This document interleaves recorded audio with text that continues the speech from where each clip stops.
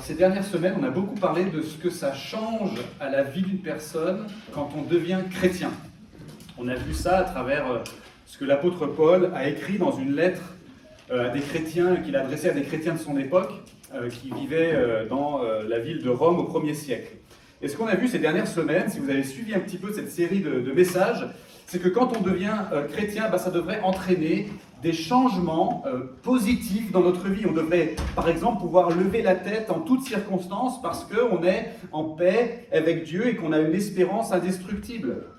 On sait qu'auprès de Jésus, un autre monde est possible et que cet autre monde vient.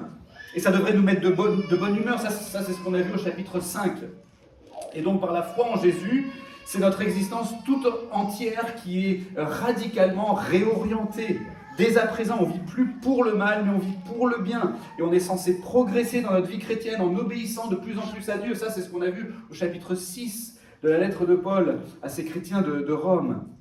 Et la semaine dernière, on était au chapitre 7 et on a parlé du rôle de la loi de Dieu dans notre vie, c'est-à-dire ces commandements de Dieu qu'on découvre dans la Bible et qu'on devrait recevoir avec émerveillement. Pourquoi ? Parce que les commandements de Dieu, c'est super bon pour nous. C'est ça qu'on a vu la semaine dernière au début du chapitre 7. Et donc, tout ça, ça devrait produire du bon fruit dans notre vie si on est chrétien. Ça devrait se voir, on devrait gagner des victoires, on devrait grandir dans la foi, on devrait devenir petit à petit des personnes de plus en plus fidèles à Dieu. On devrait pécher de moins en moins et servir Dieu de mieux en mieux. Est-ce que tout le monde ici présent peut constater ça très clairement dans sa propre vie aujourd'hui ? Est-ce que ça se passe bien ? Est-ce que vous êtes super encouragés ? Ou bien, ces dernières semaines, en écoutant ces prédications et en suivant et en découvrant ces textes écrits par l'apôtre Paul, est-ce que vous vous êtes plutôt dit « Oh, c'est bien beau tout ça, mais franchement, quand Paul dit qu'on est libéré du péché si on est chrétien, et qu'on est maintenant esclave de Dieu, et qu'on a pour fruit la sanctification, ça sonne pas mal, mais c'est pas si simple dans mon expérience. » Ce que Paul a dit jusqu'ici, c'est très clair. Les croyants doivent progresser dans leur fidélité à Dieu. C'est clair. Mais pourquoi est-ce que c'est si dur ? Pourquoi est-ce que c'est si dur ? Et c'est certainement la question que se posent les destinataires de la lettre de Paul au moment où ils arrivent à ce stade de cette lettre, au milieu du chapitre 7. Et comme Paul, il sait que c'est sûrement ce que ses lecteurs se demandent, il va répondre à cette objection en livrant un témoignage très très personnel de sa propre expérience en tant que croyant. Et vous allez voir que Paul lui-même, ce qu'il va faire, c'est qu'il va s'associer à tous les autres chrétiens qui trouvent que c'est vraiment dur de lutter contre le péché et de grandir dans l'obéissance à Dieu. Il va s'associer à eux par sa propre expérience. On dit parfois, vous savez que Paul, quand on lit les textes de Paul, les écrits de Paul, on dit parfois qu'il apparaît comme quelqu'un de rigide et de désagréable. Mais vous allez voir qu'ici, on a un passage où Paul, au contraire, il montre un visage très humain, très, très pastoral, très proche de nous. En fait, je pense que Paul, il nous décrit ce qui se passe en lui pour que nous, à notre tour, on comprenne ce qui se passe en nous. Et qu'en comprenant ce qui se passe en nous, on soit moins perplexe et découragé. Et qu'est-ce qui se passe en nous alors ? Eh bien, si on est croyant, il existe deux versions de nous-mêmes qui se mènent une guerre sans merci. Si on est croyant, il existe deux versions de nous-mêmes qui se mènent une guerre sans merci. Voilà pourquoi c'est si dur. Lisons le texte avant d'aller plus loin. Dans l'épître de Paul aux Romains, chapitre 7, verset 14 jusqu'à la fin du chapitre.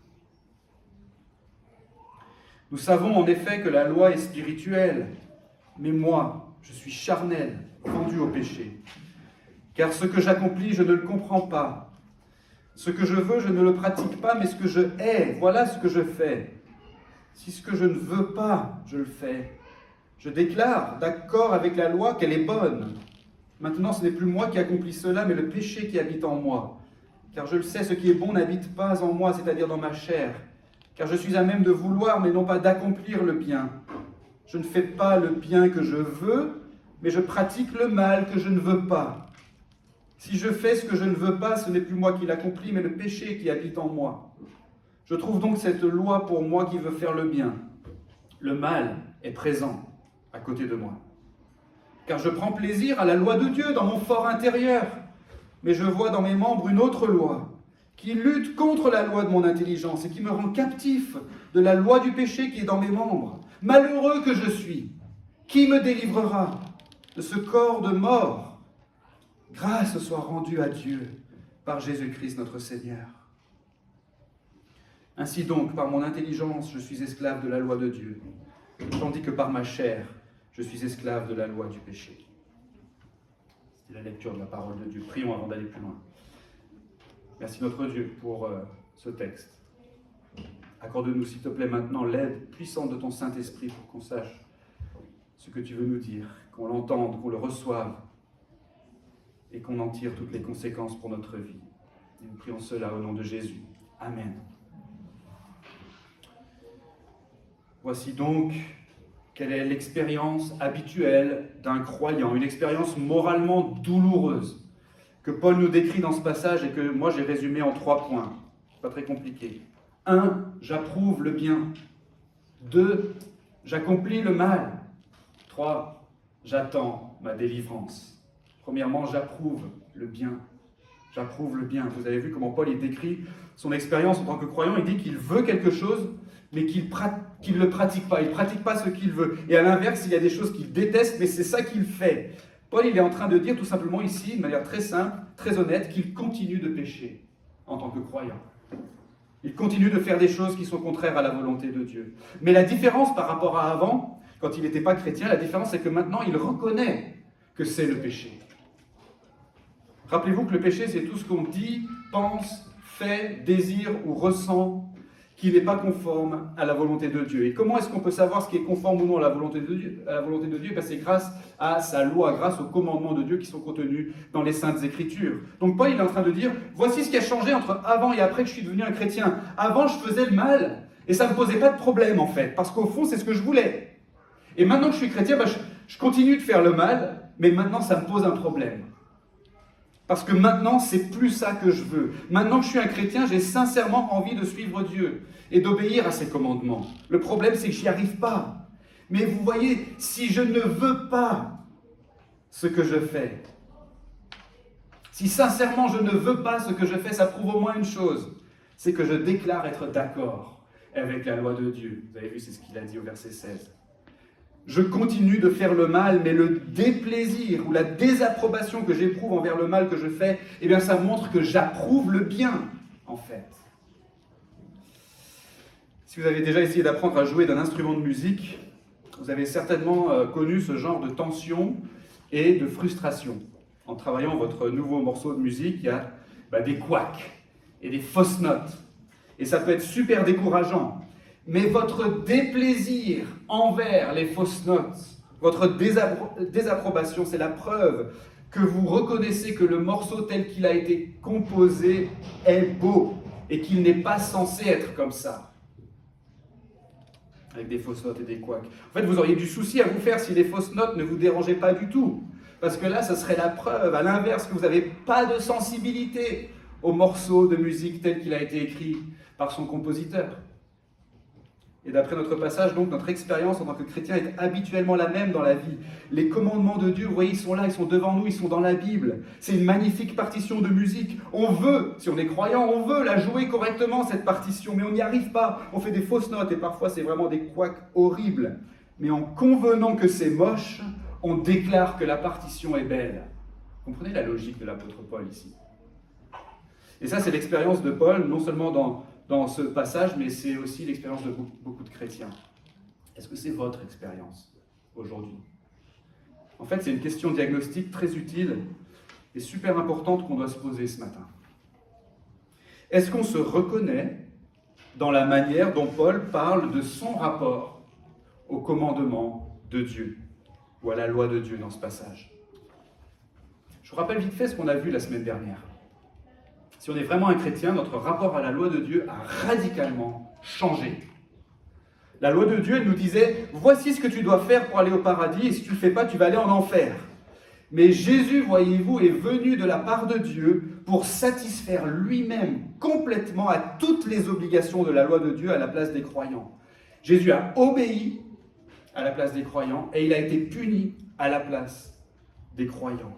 Du coup, maintenant, si on a la foi en Jésus, on est totalement dégagé des obligations de la loi, et la loi devient maintenant pour nous quelque chose de merveilleux et d'agréable. Elle n'est plus du tout menaçante pour nous, la loi de Dieu. Au contraire, on va aimer la loi de Dieu parce qu'on aime le Dieu de la loi.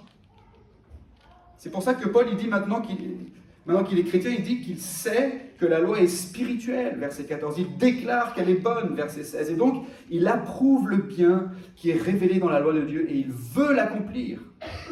Il veut l'accomplir.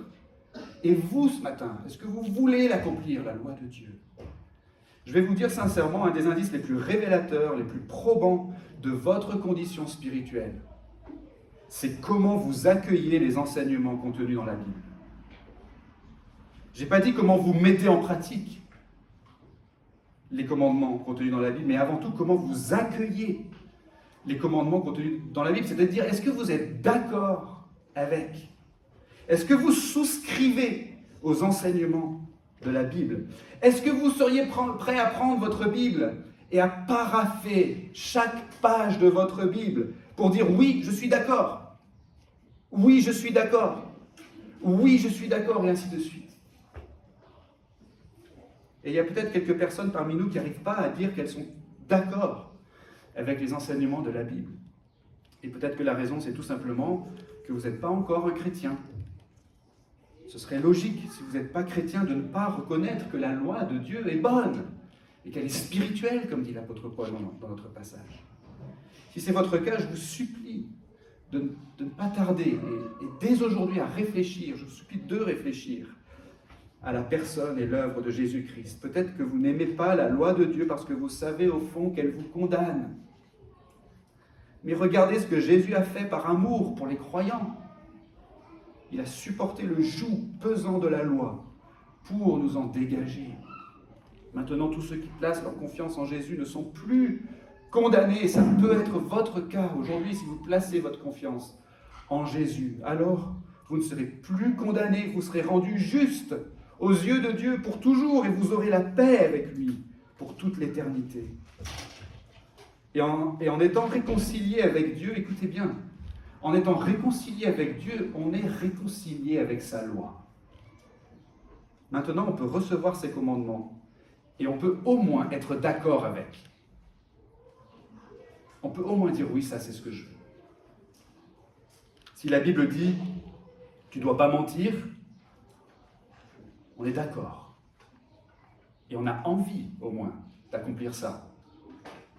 Si la Bible dit qu'il faut être doux, patient et joyeux dans la vie, on est d'accord. Je souscris, oui, il faut être doux, patient et joyeux. La loi est bonne, la loi est spirituelle, je suis d'accord avec ça. C'est pas que j'arrive à l'accomplir, mais je suis d'accord, j'y souscris. Si la Bible dit que la sexualité est seulement réservée au mariage, et le mariage est entre un homme et une femme pour toute la vie, oui, je suis d'accord. J'y souscris. Si la Bible dit qu'il faut respecter les autorités qui nous gouvernent, même si elles nous gouvernent mal, oui, je suis d'accord. Si elle dit tu dois mourir à toi-même et mettre les intérêts des autres avant les tiens, j'y arrive pas, mais moi je suis d'accord. La loi de Dieu est bonne, elle est spirituelle. On est au moins d'accord parce qu'on approuve le bien et parce qu'on aime la loi de Dieu, parce qu'on aime le Dieu de la loi. Et sa loi nous révèle ce qui est bien et ce qui est mal. Et donc l'apôtre Paul est en train de nous dire ici, même en tant que chrétien, je continue de faire le mal. Mais la différence au moins, c'est que j'approuve le bien et que je veux pratiquer le bien. Est-ce que vous aussi aujourd'hui, vous voulez pratiquer le bien tel qu'il est révélé dans la Bible? Si vous avez cette envie sincère, c'est une indication que vous êtes un chrétien. Donc dans l'expérience habituelle d'un véritable croyant, il y a d'abord ça. J'approuve le bien. Mais il n'y a pas que ça. Deuxièmement, j'accomplis le mal.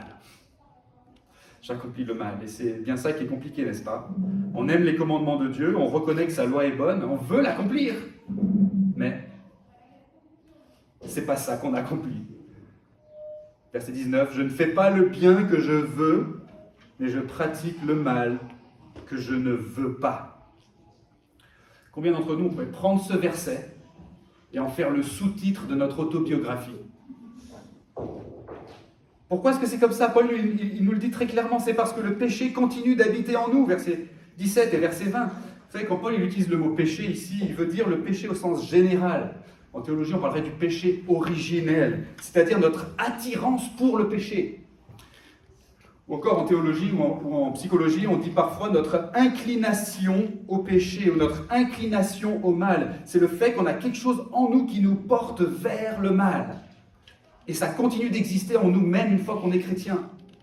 Cette version de nous qui est inclinée vers le mal, c'est ce que Paul appelle aussi la chair, au verset 18, et qu'on appelle parfois notre ancienne nature, ou encore notre vieil homme, c'est-à-dire la version de nous d'avant qu'on devienne chrétien. Le vieil homme, le vieil Alex. Et donc il faut bien comprendre, d'après ce que dit Paul ici, que cette ancienne version de nous ne disparaît pas instantanément dès qu'on devient un chrétien. Alors oui, quand on devient chrétien, la Bible dit que c'est comme si on naissait de nouveau. C'est une nouvelle naissance. Dans un autre passage, d'ailleurs, Paul il dit même qu'on est, en tant que chrétien, une nouvelle création. Et oui, parce que si on devient chrétien, c'est le résultat d'un miracle opéré par le Saint-Esprit qui vient en nous pour nous donner la vie spirituelle, pour changer notre cœur insensible en un cœur sensible à la voix de Dieu, pour déboucher nos oreilles, pour ouvrir nos yeux, pour nous convaincre de la vérité de l'Évangile, pour nous montrer notre besoin de Jésus-Christ, pour nous inspirer la repentance et pour finalement venir habiter en nous. Il y a donc une différence radicale entre quelqu'un qui est véritablement un chrétien et quelqu'un qui ne l'est pas. Mais celui qui est véritablement un chrétien, en plus de tout ce qu'il a reçu, de tout ce qui a changé, en vertu de l'œuvre miraculeuse, surpuissante, surnaturelle du Saint-Esprit, en plus de tout ce qu'il a reçu, eh bien, il continue quand même, en tant que chrétien, d'avoir en lui des choses qui sont propres à l'état du non-chrétien. Et donc il y a comme deux natures qui cohabitent en nous, si on est croyant. Une nouvelle nature, née du Saint-Esprit, qui veut le bien, et en même temps une ancienne nature, une nature corrompue, qui se porte vers le mal. Et c'est la cohabitation des deux qui est difficile à vivre. D'un côté, j'aime la loi de Dieu et je veux l'accomplir, mais il y a autre chose en moi qui résiste à ça et qui m'attire dans une autre direction. C'est le péché qui habite en moi, dit l'apôtre Paul. C'est un peu comme dans le roman de Robert Louis Stevenson, L'étrange cas du Dr Jekyll et de Mr Hyde. On en parlait un petit peu en groupe de maison cette semaine. Où le Dr Jekyll, il se transforme parfois en Mr Hyde quand son désir de faire le mal devient trop fort en lui. Et donc il devient un monstre. Il fait des choses horribles. Et c'est une expérience traumatisante pour le Dr Jekyll. Mais c'est toujours la même personne. C'est pas que s'il y a une deuxième personne qui apparaît, c'est la même personne, Dr Jekyll et Mr Hyde. Et dans le roman, d'ailleurs, le Dr Jekyll, parfois il va parler de Mr Hyde à la troisième personne, comme si c'était quelqu'un d'autre. Bien que c'est lui-même, en fait. Et il le sait très bien. Et d'ailleurs, c'est ça qui le tourmente et qui le fait même désirer la mort. Je ne vous dis pas comment ça se termine. Et si vous n'avez pas envie de lire l'étrange cas du Dr Jekyll et Mr Hyde, peut-être que vous pouvez penser à Bruce Banner, de la franchise Marvel, qui se transforme parfois en Hulk. Vous avez peut-être remarqué que Bruce Banner parle de Hulk à la troisième personne, comme étant l'autre gars. L'autre gars. Alors qu'il sait très bien qu'ils sont tous les deux la même personne. Bref, Paul, il parle lui aussi de ce péché qui habite en lui comme d'une monstrueuse anomalie. Il en parle à la troisième personne. C'est le péché qui habite en moi qui a accompli cela. Et c'est quand même lui, Paul, qui accomplit le mal. Et c'est bien nous, chrétiens, qui accomplissons le mal selon notre ancienne nature, en contradiction avec ce qu'on veut selon notre nouvelle nature. D'ailleurs, on a plein d'expressions qui reflètent cette réalité dans notre langage. On dit parfois c'était plus fort que moi. Je ne sais pas ce qui m'a pris. J'ai perdu la tête. J'étais complètement aveugle ou aveuglé. Je n'ai pas pu résister. C'est une façon de dire, de reconnaître, c'est pas ça que je veux être. Je ne veux pas être défini par ce truc-là. Je veux que ce soit clair que je veux me distancer avec ce que j'ai fait. Mais ce n'est pas pour dire que ce n'est pas moi qui l'ai fait et qui en suis totalement responsable. D'ailleurs, on dit souvent, c'était plus fort que moi, mais ce n'est pas une façon de se dédouaner. C'est une façon de reconnaître sa faute. C'était plus fort que moi, je suis tellement désolé. Pardon. Et on veut se distancer avec cette anomalie monstrueuse.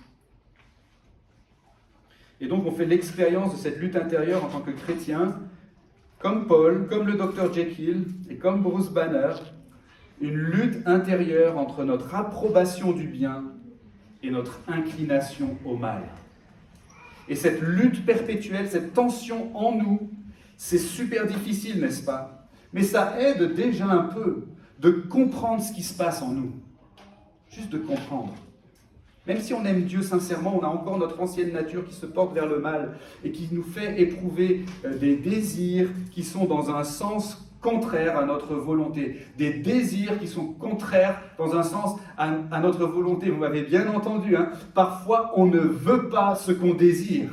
Parfois, et inversement, parfois on désire ce qu'on ne veut pas. Honnêtement, je suis sûr que la plupart d'entre nous, si on est chrétien, on a déjà fait cette expérience, et pas qu'une fois, hein, quand on a été face à la tentation. Ah, je désire ce truc, mais je sais que c'est pas bien ce truc. Mais je désire ce truc. Mais je voudrais ne pas désirer ce truc. Mais je désire ce truc. Mais je ne veux pas ce truc. Mais je désire ce truc. La meilleure image qui m'est venue pour illustrer cette guerre entre nos désirs et notre volonté, c'est celle du régime, le régime alimentaire. Si vous avez déjà suivi un régime, vous savez que par moments c'est dur. Parce que vous désirez des choses que vous ne voulez pas. C'est curieux. Vous ne voulez pas manger le croissant aux amandes, mais vous le désirez. C'est ça qui fait que les régimes, c'est difficile. De la même façon, il faut qu'on reconnaisse que selon notre ancienne nature, on a un appétit pour le mal. On a un appétit pour le mal et c'est ça qui suscite en nous tout plein de désirs qui sont contraires à la volonté de Dieu. La Bible appelle ça parfois des convoitises. Et de pouvoir les identifier, ces désirs ou ces convoitises, en fait, ça va déjà nous aider.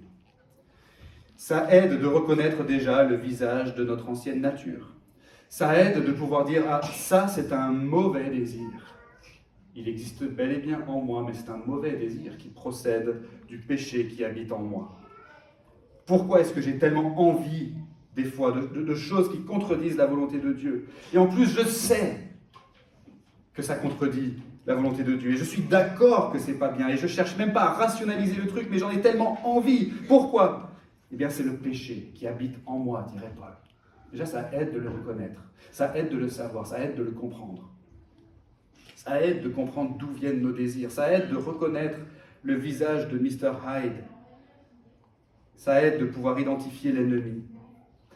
Pensez-y la prochaine fois que vous êtes troublé par une pensée, une émotion ou une envie qui vous porte vers quelque chose de contraire à la volonté de Dieu. Comprenez ce qui se passe. Et rappelez-vous que vous avez encore cette ancienne nature qui cherche la satisfaction ailleurs qu'en Dieu. Rappelez-vous cela. Il y a donc en nous, si on est croyant, deux versions de nous-mêmes, vous voyez. Et la cohabitation conflictuelle des deux, c'est ça qui fait que la vie chrétienne, ça peut être si dur parfois, intérieurement en tout cas. Et donc l'apôtre Paul, vous voyez, nous décrit ce qui se passe en lui et en nous pour qu'on comprenne mieux pourquoi c'est si dur. Donc j'approuve le bien en tant que croyant. Mais 2, je continue d'accomplir le mal, même en tant que croyant. 3, j'attends ma délivrance. Remarquez bien que l'apôtre Paul, après avoir décrit cette lutte intérieure, il ne s'arrête pas là. Et cette introspection douloureuse aboutit soudain à une exclamation au verset 24. « Malheureux que je suis, qui me délivrera de ce corps de mort ?» Vous entendez toute la frustration, toute la douleur de l'apôtre Paul. On sent combien il est tourmenté par ce conflit intérieur qui existe entre ce qu'il veut selon sa nouvelle nature et ce qu'il désire selon son ancienne nature. Et il y a une véritable guerre à l'intérieur entre la loi de son intelligence, dit-il, et la loi du péché. Verset 23. Entre deux choses qu'il aime en fait. D'un côté la loi de Dieu, à laquelle il prend plaisir dans son fort intérieur, dit-il, selon sa nouvelle nature, donc, celle qui a été régénérée, qui est née de nouveau par le miracle du Saint-Esprit. Donc entre ça qu'il aime, il aime la loi de Dieu, il aime le bien d'un côté, mais de l'autre côté, tout simplement, il aime le péché, auquel il prend plaisir selon son ancienne nature. Quel horrible tiraillement. Est-ce que vous avez déjà souffert comme ça, moralement ? Est-ce que vous avez déjà eu ce sentiment d'être écartelé entre des choses incompatibles, mais vers lesquelles se portaient puissamment et simultanément vos affections? Paul ne cache pas sa souffrance et son désarroi ici. Il est tellement mal qu'il lâche cette exclamation qui vient interrompre presque ce qu'il est en train de dire. Mais remarquez aussi que dès qu'il lâche ce cri du cœur, tout de suite après, la réponse s'impose à son esprit. Malheureux que je suis, qui me délivrera de ce corps de mort? Grâce soit rendue à Dieu par Jésus-Christ, notre Seigneur. Versets 24 et 25. Les amis, moi je veux qu'on remarque à quel point l'apôtre Paul est convaincu et imprégné même de la vérité de l'Évangile. Si bien que même quand il remue et analyse ces choses horribles à l'intérieur de lui, eh bien le constat de sa faiblesse et de sa vulnérabilité le conduit immédiatement à Jésus-Christ. Paul, il va nous parler plus tard et plus longuement du secours que Dieu nous offre ici-bas pour notre vie chrétienne et pour progresser dans notre lutte contre le péché. Il en parlera déjà au chapitre suivant, chapitre 8. Si ça vous intéresse d'avoir son explication plus détaillée, eh bien revenez les prochaines semaines pour avoir la suite. Mais là, tout de suite, c'est juste sous la forme d'une exclamation qu'on voit que Paul est convaincu que sa délivrance se trouve auprès de Jésus. Et on voit combien Paul aspire à cette délivrance parce que la présence résiduelle du péché dans sa vie le rend tellement malheureux. Tellement malheureux, malheureux que je suis. D'ailleurs, c'est un mot assez rare qu'il emploie ici pour décrire son état. Quand il dit malheureux, ça veut dire je suis abattu. Je suis une loque par terre. Imaginez quelqu'un qui sort d'un combat de boxe, qui s'est fait ratatiner par le champion du monde, couvert de bleu. J'en peux plus, malheureux que je suis.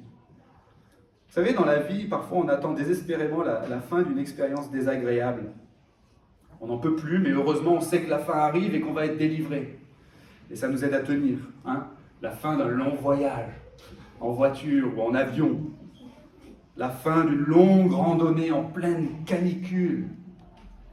La fin de l'année scolaire. La fin d'une opération chez le dentiste. La fin d'une prédication barbante à l'église. On n'en peut plus, mais on attend la délivrance parce qu'on sait qu'elle approche. Et nos espoirs se portent vers cette délivrance. Mes amis, est-ce qu'on est suffisamment convaincus et imprégnés de la vérité de l'Évangile pour savoir, pour sûr, que notre délivrance approche si on est attaché à Jésus par la foi? Et pas seulement notre délivrance des ennemis extérieurs, bien que ce soit extrêmement important, comme la maladie, le handicap, la pauvreté, l'insécurité, la persécution, etc., mais notre délivrance aussi de nos ennemis intérieurs, c'est-à-dire notre ancienne nature, notre vieil homme, l'ancienne version de nous-mêmes, le péché donc qui habite encore en nous, avec toutes ses convoitises. Grâce soit rendue à Dieu par Jésus-Christ notre Seigneur, car le jour vient où Jésus nous prendra auprès de lui, et on sera tout entier à lui. Il n'y aura plus aucun tiraillement intérieur, on sera totalement, pleinement satisfait en lui. Toutes nos affections se porteront vers lui. Le jour vient où on ressuscitera même avec un corps incorruptible, c'est-à-dire avec un corps incapable de pécher. Est-ce que vous pouvez imaginer ce corps qu'on a aujourd'hui, qui est le théâtre perpétuel et l'instrument perpétuel du péché dans notre vie? Ce corps sera purifié et glorifié, et il servira dans toute l'éternité seulement à louer Dieu et à nous procurer le plaisir de le faire. Est-ce que vous pouvez imaginer avoir une langue incapable de pécher, des cordes vocales incapables de pécher? Est-ce que vous pouvez imaginer avoir des oreilles et des yeux incapables de pécher? Est-ce que vous pouvez imaginer avoir des mains et des bras incapables de pécher? Est-ce que vous pouvez imaginer avoir un cerveau incapable de pécher? Le jour vient où on aura la liberté d'exister pleinement en tant qu'êtres humains et de profiter de la création de Dieu et d'avoir des relations les uns avec les autres sans qu'il n'y ait plus jamais le danger qu'on pêche. Sans qu'il n'y ait plus jamais de tiraillement entre ce qu'on veut et ce qu'on désire, parce que tout notre être, nos actes, nos paroles, nos pensées, nos désirs et nos émotions s'accorderont parfaitement avec la volonté de Dieu pour notre plus grand bonheur.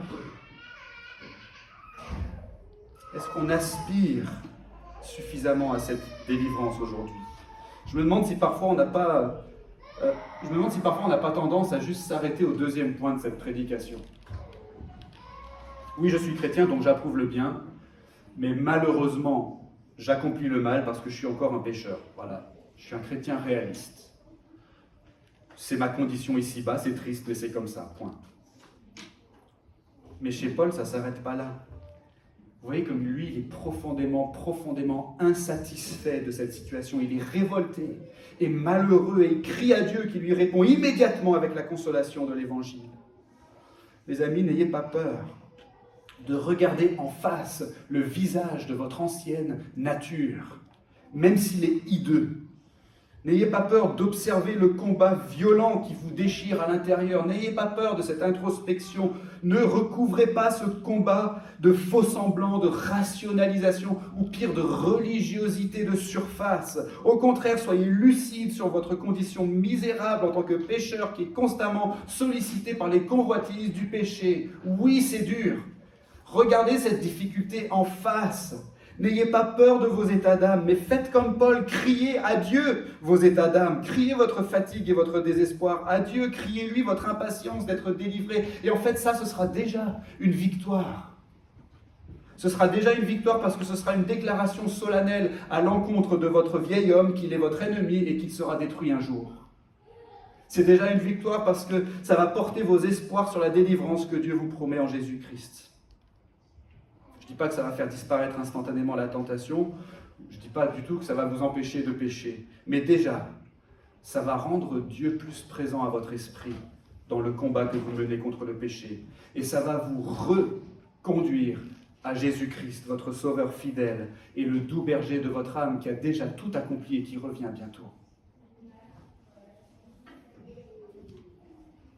Alors pour conclure, c'est clair que les croyants sont censés progresser dans leur fidélité à Dieu et sont censés pécher de moins en moins et obéir à Dieu de mieux en mieux. C'est exactement ça, le fruit de la sanctification dont Paul a parlé à la fin du chapitre 6. C'est clair, mais pourquoi est-ce que c'est si dur ? On a vu pourquoi aujourd'hui. C'est à cause de ce qui se passe en nous actuellement. Si on est croyant, il existe deux versions de nous-mêmes qui se mènent une guerre sans merci. On a besoin de comprendre ça pour pouvoir mieux identifier les protagonistes de ce conflit intérieur. D'un côté, j'approuve le bien. Parce que je suis un chrétien, j'ai été sauvé par Jésus-Christ, j'ai été dégagé de la menace et de la condamnation de la loi de Dieu. Et maintenant, j'aime la loi de Dieu parce que c'est la loi du Dieu que j'aime. Et donc, le bien que j'approuve, c'est la justice de la loi de Dieu. C'est la justice même de Dieu. C'est par l'étude fidèle des Saintes Écritures que je vais de plus en plus savoir ce qui est bien et vouloir ce bien par mon intelligence. Et je vais de plus en plus y prendre plaisir dans mon fort intérieur selon ma nouvelle nature en Jésus-Christ.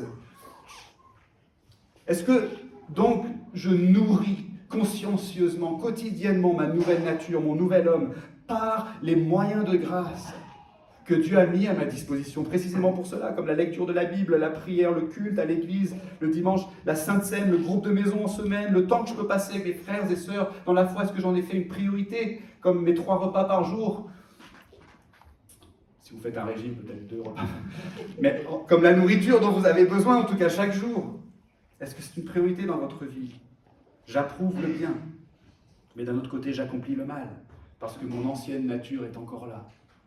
Mon vieil homme n'est pas encore mort et j'ai encore en moi des désirs qui contredisent la justice de Dieu. Je dois être lucide sur l'existence de ces désirs qui, pour certains peuvent même me sembler innés. Je dois être honnête comme Paul. Et peut-être que je peux parler, pourquoi pas, de l'existence et de la nature de ces désirs avec quelqu'un d'autre, dans le cadre de ce qu'on appelle dans notre Église les groupes de croissance. Les groupes de croissance, ce n'est pas un truc qui vient de la Bible, c'est un moyen, une astuce qu'on propose pour que les gens aient un vis-à-vis qui les encourage dans leur marche chrétienne. C'est quand 2 personnes de même sexe, 2 chrétiens ou chrétiennes qui en sont à peu près au même stade de la foi, se retrouvent régulièrement, idéalement chaque semaine, pour partager ensemble, en toute confidentialité, en privé, sur leur marche avec Dieu, s'encourager, s'exhorter, prier ensemble. C'est vraiment un lieu propice pour le partage de choses vraiment personnelles et en toute confidentialité. C'est vraiment un outil super pour progresser dans la foi.